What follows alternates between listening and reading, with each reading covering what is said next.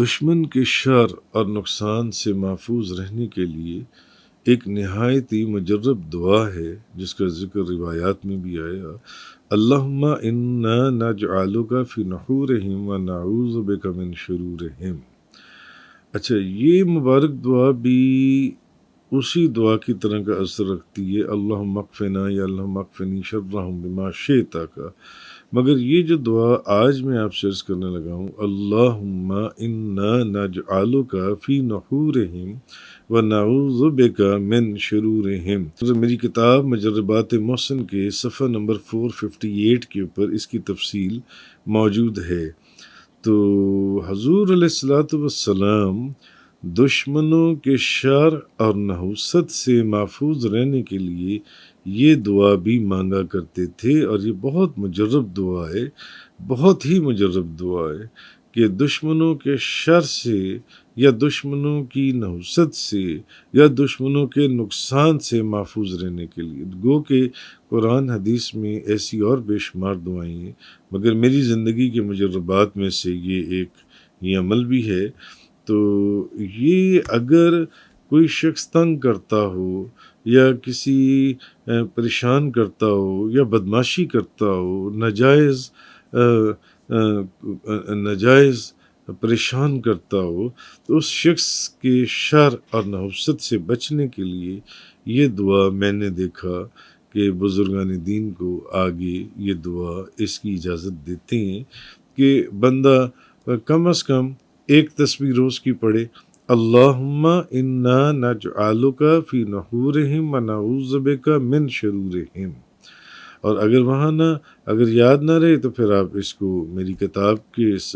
کتاب مجربات محسن کے صفحہ نمبر غالباً یہ 458 کے اوپر یہ دعا موجود ہے، وہاں سے آپ دیکھ سکتے ہیں یا منگوا سکتے ہیں۔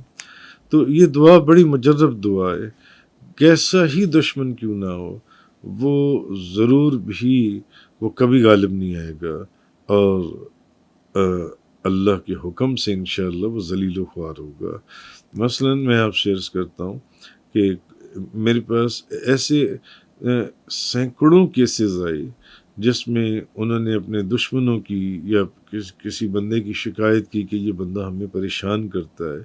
یا ہمیں تھریٹ کرتا ہے یا ہمارے ساتھ بدماشی کرتا ہے اور ناجائز ہماری کسی زمین، سپوز کہ زمین پر ہی قبضہ کرنا چاہتا ہے۔ مثلا ایک فیملی میرے پاس آئی، وہ کہنے لگی جی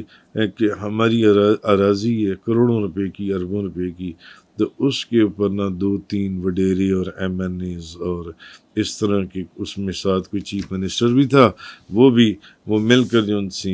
ہماری اراضی کے اوپر قبضہ کرنا چاہتے ہیں۔ تو اب ہم کیا کریں؟ تو حالانکہ گو کہ وہ خود بھی ٹھیک ٹھاک لوگ تھے، مگر وہ جو لوگ قبضہ کرنا چاہتے تھے وہ اس وقت حکومت میں بھی تھے۔ پھر اس کے اندر جہاں تک مجھے یاد ہے ایک ایم این اے تھا، ایک چیف منسٹر تھا، ایک اس طرح کوئی منسٹر تھا، ایک ایم این اے تھا، ایک کوئی وڈیرا ٹائپ بندہ تھا۔ تو وہ لوگ ہماری زمین کے اوپر قبضہ کرنا چاہتے ہیں۔ تو اب ہم کیا کریں؟ اکثر 2-3 دفعہ بہت لڑائیاں ہوئیں اور گولیاں چلیں اور بڑا کچھ ہوا۔ تو میں نے پھر اس خاندان کو یہ کہا، میں نے کہا آپ سب لوگ مل کر ایسا کریں کہ آپ سب لوگ اس دعا کو جو ہے نا 1 ماہ کے اندر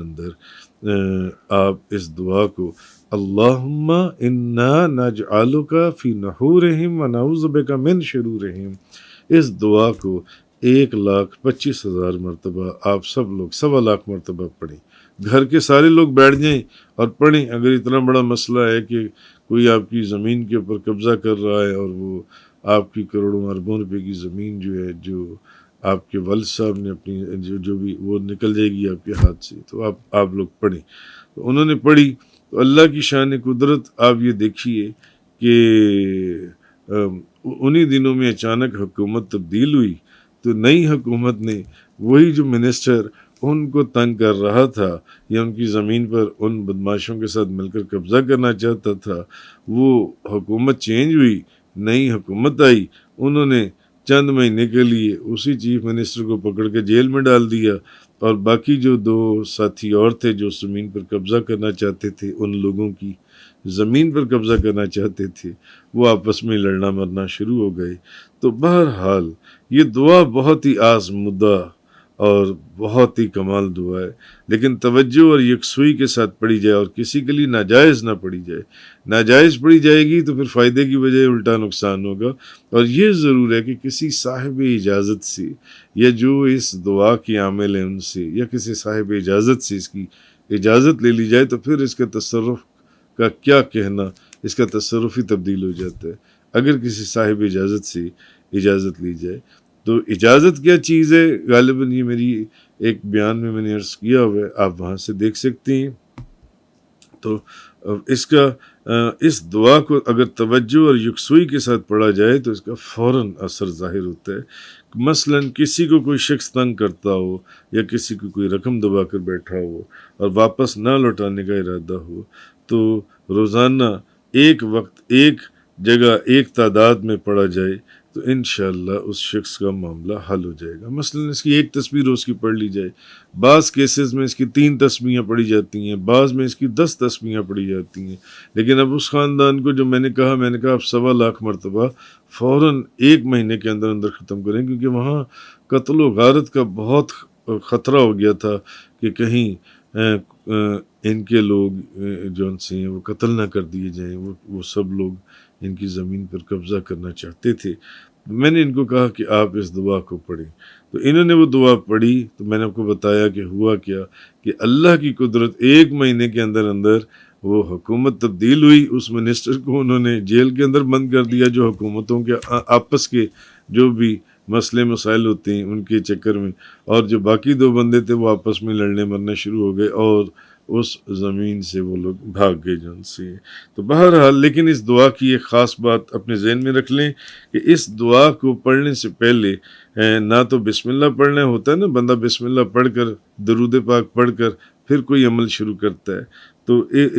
نہیں پڑھنا، کیونکہ جو عمل واسطے بغض اور عداوت کے کیا جائے ایسے عملیات کے اول آخر بسم اللہ شریف اور درود شریف نہیں پڑھا جاتا، کیونکہ ان کا پڑھنا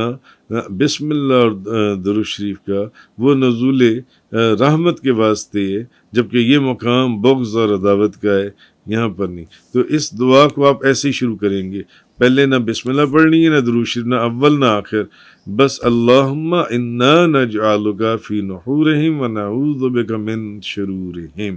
اس طریقے سے آپ یہ دعا پڑھیں گے۔ ہاں یہ ضرور آپ اپنے ذہن میں رکھیں کہ کسی صاحب اجازت سے یا جو اس دعا کے عامل ہیں ان سے یا کسی صاحب اجازت بزرگ سے آپ اس کی اجازت ضرور لیں، پھر آپ پڑھیں، تو انشاءاللہ اس کے بڑے ہی زبردست اس کا نتیجہ ہے، اللہ کی بارگاہ سے کوئی دشمن تکلیف نہیں دے پائے گا۔